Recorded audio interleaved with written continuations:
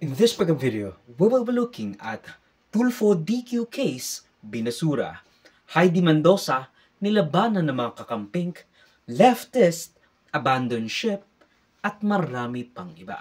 Kamusta for me? Ako nga pala si Avor Joseph at welcome sa News Worthy Recap, weekly edition number 95. We have not covered since last week, so skip to the timestamps provided if it piques your interest. Here are some pictures commentary for your convenience. Tulfo DQ case, binasura. Senator Raffy Tulfo, senatorial candidates broadcaster Ben Tulfo, and ACT-CIS representatives Erwin Tulfo, ACT-CIS representative Jocelyn Tulfo, ang Turismo Party List first nominee Wanda Tulfo Teo, and her son Robert Ren Tulfo Teo as the second nominee, kaso parang hindi na, and Quezon City 2nd District Representative Ralph Wendell Tulfo. Sila ang maaaring maging miyembro ng 20th session ng Kongreso. 6 possible national candidates at isang district representative. Wala na ba tayong kilalang mga magagaling? Bakit sila na lang, di ba? I mean, look, I don't really care about political dynasties, pero let's say talagang representative sila ng mga tao kahit na, you know, mga milyonaryo sila. Pero wala na bang iba? Ganon ba ka-despondent at kasira-sira ang ating bansa na iilan lang ang pwede nating viably napiliin para manalo sa halalan? Hello, good morning, sir. Good morning. The possibility of having 3 Tulfos in the Senate is not a long shot. So given that Senator Raffy is already there, what will make you a different Tulfo? Well, you have to watch carefully. We are brothers. Isa lang doon dumadaloy sa ugat namin, ang public service. Because I have a different discipline. I'm an executive. I'm a communicator. I listen. Nakikinig ako. Pinakikinggan ko. And FYI, we have solved a lot of problems through legislators who came to us and act like partner because we became their case study. Yes, Mayan. Sir, are you running as independent? And how would you address yung issue of political dynasty in the Senate? Okay. Yes, I'm running as independent. As a matter of fact, there were a lot of invitation. I don't want to, Now, as to the question of dynasty, yes, we're dynasty in terms of helping people in the media first. We broke the record. We were the first brothers, the Tulfo brothers, the 4 of us. I'm sorry, modesty aside, we lorded over helping people. And sabay-sabay, kaming magkakapatid. And you know us, T3. So, is that dynasty? No, it's not. We don't have any district. Maybe on the executive level, you can say that, pag nag-gobernador ka or nag-mayor ka, because you have a district. But running for Senate, it's a national office. You cannot have dynasty. It's like saying, kasalanan ba namin kung nagguna na minahal namin ang aming propesyon sa media na pareho kami ng aming inibig, binigyan ng importansya, parang pamilya ng mga lawyers. Everybody wants to be a lawyer because the daddy was a lawyer or the mom was a lawyer. So everybody called family lawyers. Because of the influence of a member of the family, we decided to love the profession and respect the profession and value that particular profession. How do you call that a dynasty? Ang unang kaso na inihain laban sa mga Tulfo ay dahil sa 6 in the second civil degree of consanguinity starting from Senator Raffy Tulfo, senatorial candidates at House of Representative candidates, literal na kalahating dosena ang mga taong tumatakbo sa ilalim ng isang apelyido or at least a variant or something like that, which petitioner and 2nd District Representative aspirant Attorney Virgilio Garcia cited as unconstitutional ay sa Article 2, Section 26 ng 1987 Constitution of the Philippines na nagsasabing, the state shall guarantee equal access to opportunities for public service and prohibit political dynasty as may be defined by law. Pero hindi ba parang ang weird? I mean, guarantee equal access to opportunities for public service. Pero ito kasi says na, guarantee the prohibition of political dynasties. I mean, kung isipin natin contradictory kasi the political dynasties and their constituents voted for these people. That's democracy.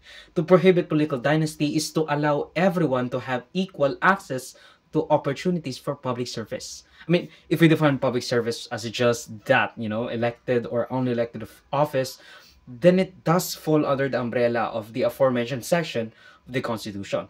Talagang it's a contradictory statement or declaration in its face value. Isa pa sa malaking point of contention is the fact na wala tayong legal na definition ng political dynasty sa ating bansa. I mean, the closest would be the SK regulations. Walang batas na nagsasabi kung ano pa ang political dynasty. Kasi nga, ayaw itackle ng House of Representatives o ng Senado ang political dynasty. Kasi political dynasty sila malabang sa malamang. Nagis pa ng kampo ng mga Tulfo regarding the political dynasty tag na inilalagay sa kanila where they said, let the people decide. I don't think so. I'll leave it up to the people. Kasi kung gusto ka ng tao, iboboto ka nila. Kung ayaw ka nila, isip nila, dynasty to, ang dami naman, walang ginagawa. Ito sabihin ko, mga taong bayan, kung ayaw niyo mga kapatid ko, please don't vote for them. Pero kung gusto niyo sila, dahil sa tingin niyo, makapagsilbi sila ng maayos, then go ahead, kayo na mag-decide. Hi, sir. Good afternoon po. Sir, sorry, the elephant in the room po is that there are comments po that there will be political dynasty po because Sir Ben is also running po, and you're also running, and Senator Raffy po is currently at the Senate. Sir, any comments on the political dynasty? Well, as long as there's no law yet, then we let the people decide. Di po ba? Kung ngayon, kung may batas na ho, then we stop. Yung political dynasty, matagal na pong usapin ho yan eh. And I believe, hindi po titigil yan hanggang wala pong batas. Luzon, Visayas, Mindanao. Kaya, ang tao ho will decide. For now, dahil wala po tayong batas, then let the people decide. Do we want 1 Tulfo, 2 Tulfos, 3 Tulfos? Do we want them 1 Duterte, 2 Duterte, 3 Dutertes, 1 Marcos, 2 Marcos, 3 Marcos? LGUs, maraming ganyan. So, we let the people decide. Nasa kapangyarihan po ng tao. Kung gusto po nila si Raffy lang, fine. Walang problema. Gusto nila yung dalawa, fine. Gusto nila 3 Tulfo sa Senado, nasa tao po yun eh. Because we don't have a law. If there's a law, then that's it. Matitigil po yan.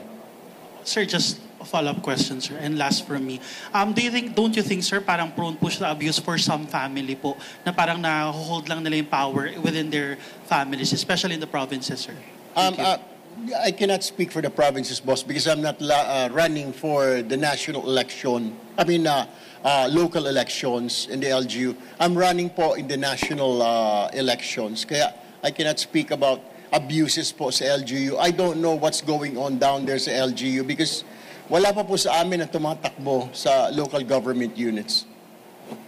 From ABS-CBN, Kat Domingo. Hi, sir. Good morning. Sir, should you win a seat in the Senate, will you be willing to support or advocate for an anti-dynasty law? Yes. What I mean to say is like, if there is a law, then pag-uusapan ng majority, you know that it's numbers game, di po ba? You may say yes, pero yung mga kasamahan mo, majority rules. We will look, paano yung forma ng dynasty, yung sinasabi yung dynasty law. Kung nandyan na yan, kung maganda naman para makakatulong po sa sambayanan, then I will. Why not, di ba? If it's for the benefit of the whole nation, para mapagbigyan ng lahat, then why not, di ba? Sir, how will you convince voters that the public needs another Tulfo in the Senate? Performance, ma'am. Performance. Mabilis ring naibasura ng COMELEC ang petisyon laban sa mga Tulfo dahil mayroong prerequisite na hindi na isama sa complaint. So, by a technicality, hindi pwedeng matuloy ang DQ case dahil kung kulang yung mga binigay na dokumento, dahil kulang ng mga COC, ng mga alleged perpetrators, COC ng mga Tulfo, so, parang wala rin. Kasi again, that's standard operating procedure na kailangan i-attach mo yung COC ng mga alleged perpetrators ng yung kino-complaint. Now, kahit na sinabi nung naghain ng kaso na walang personalan at gusto lang mapilitan ng COMELEC o ang Supreme Court na magbigay ng definisyon sa terminong political dynasty. Isa-isay natin mukhang maraming issue. Unahin natin yung mga Tulfo. I understand may disqualification case against them. Nagulat lang kami na ang grounds ay political dynasty. Di sabi namin ni Doris, ang daming dapat tamaan nun, hindi lang yung mga Tulfo. Kung dynasty nga yung ground, Chairman. Mayorya ang tatamaan. Ako, kahapon po nakita ko rin yung mismong petition, nabasa ko po yung kabuuan ng petition, talaga pong nakafocus doon sa issue ng political dynasty. Merong isang paragraph lang na minention tungkol sa ibang ground, katulad ng issue ng citizenship, pero halos isang sentence lang po yung naandun tungkol sa bagay na yon. So again, it's really more on political dynasty, yung po yung inaakusa at yung po yung pinakasentro ng petition na na-file po laban sa kanila. Talagang technicality yung naging ground ng dismissal sapagkat yung mga dapat na hinahanap na attachment na kung saan mag-a-acquire ng jurisdiction ng COMELEC ay hindi na i-attach. Why discuss the merits kung sa technicality pa lang may problema na? Ang merits ay dinidiscuss lamang at tinatalakay kung walang issue ng technicality. Hindi naman nangangahulugan na permanente yung dismissal na yan. Kung ano man yung remedyo na gustong i-avail nung petitioner, nasa kanya pa rin po yan. Madami naman pong option pa na available para po sa kanya at yung mga iba pang magpipetisyon.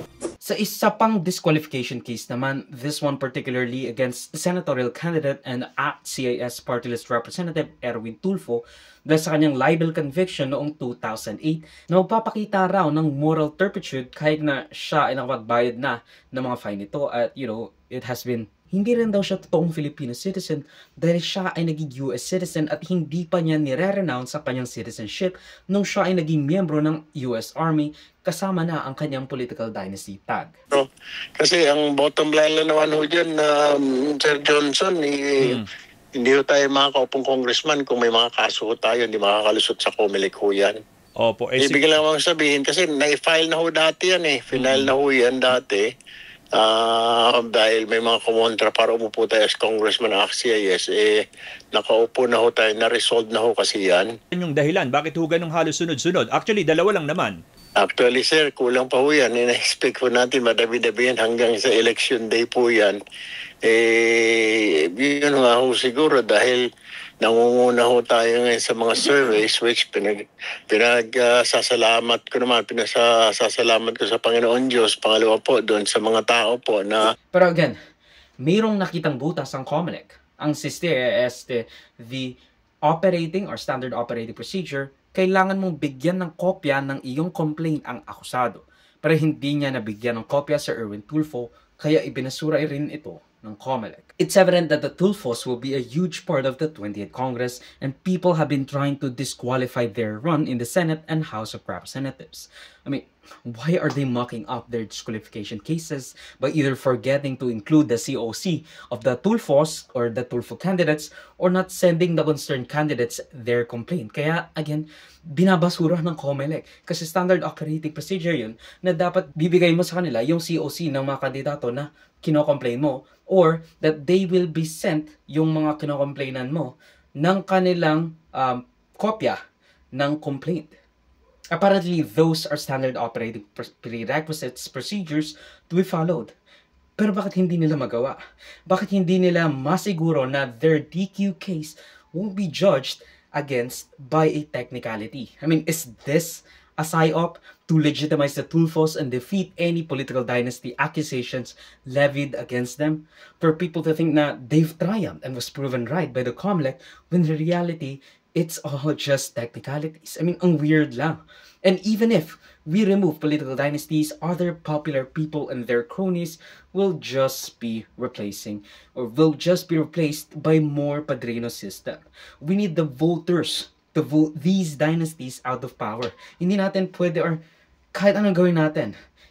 Unfortunately, it's not a great solution to just bar people from having choices.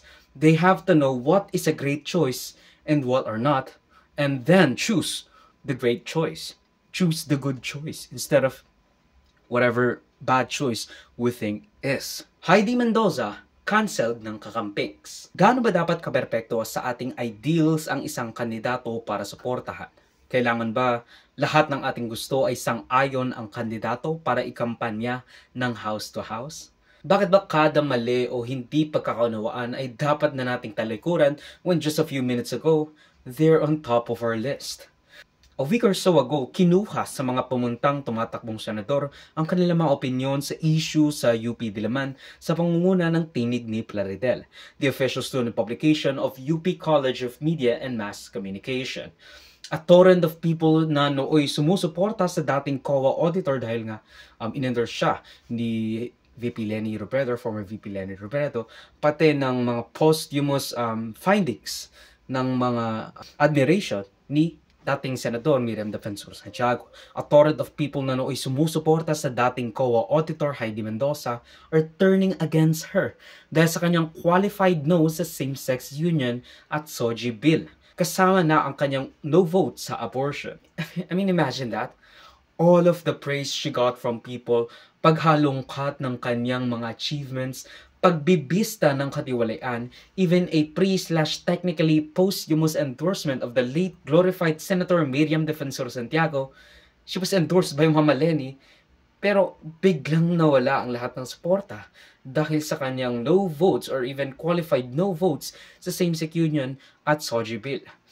Why are they so quick to leave objectively good leaders behind just because they do not agree on every single thing perfectly? Granted, most ng mga pinakita kong posts only has a few likes, retweets, replies, or views.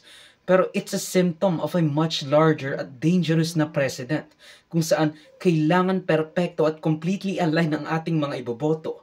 We hold these people to such a high bar to the point na yung mga maliliit na, we enable people to easily pass through that high of a bar. Samantalang sila na mataas, nahihirapan, bumba for the bar.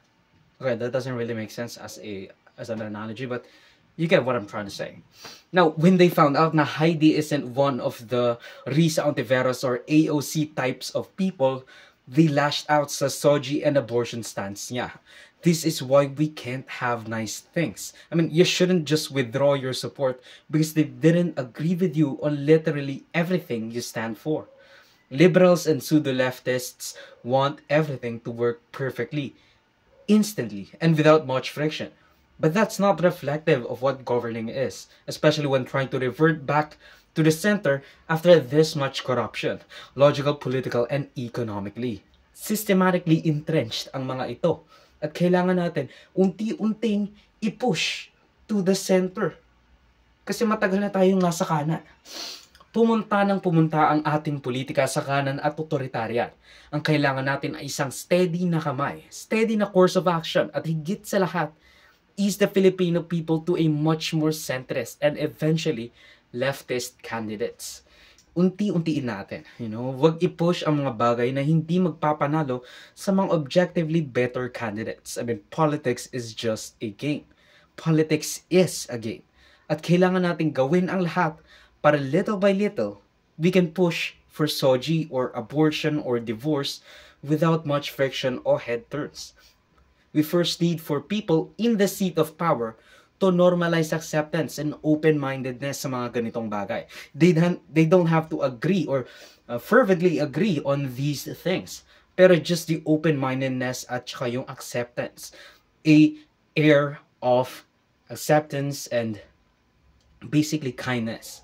Lest we get bulldozed again by these senatoriables, yung mga nasa top 12 ngayon. Unahin muna natin na maayos ang bansa. Hindi natin kakayaning i-push sa iisang election sa ngayon ang mga progresibong banta. And step by step, we can push for these causes. Crudely call it delayed gratification. I mean, would you want the leading senatorial candidates be the one to push your agenda? Sila ba magagawa nila yon? Sila ba sa tingin mo magpupush sa mga gusto nating ideals?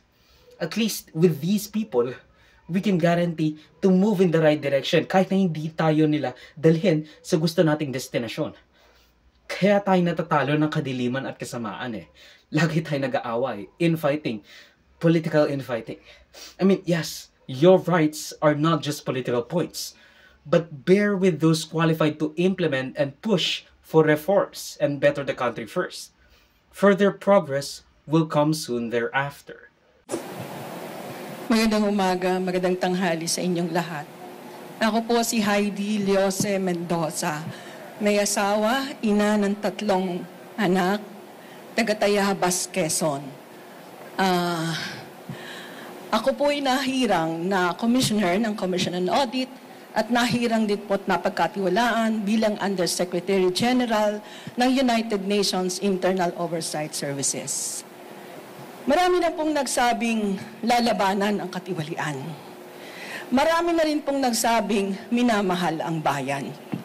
Heto po ako, 27 taon ang kasaysayan ng pakikipaglaban ko sa katiwalian.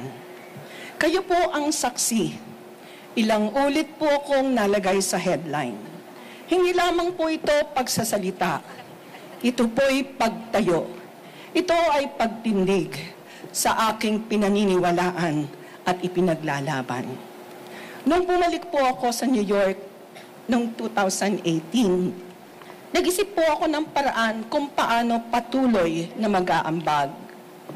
Naandun pong nag-paint ako, binenta ko yung painting ko, pambili ng laptop para sa mga batang walang laptop. Naandong nagpresenta akong magturo. Subalit, naisip ko po, ang lahat ng ito, ang lahat ng ating pinagkakapaguran para sa kinabukasan ng ating mamamayan, iisa lang po ang tugon. Labanan ng katiwalian. At ako, sa buong buhay ko, hindi lamang lumaban, tumaya at munti ka nang magbuwis ng buhay.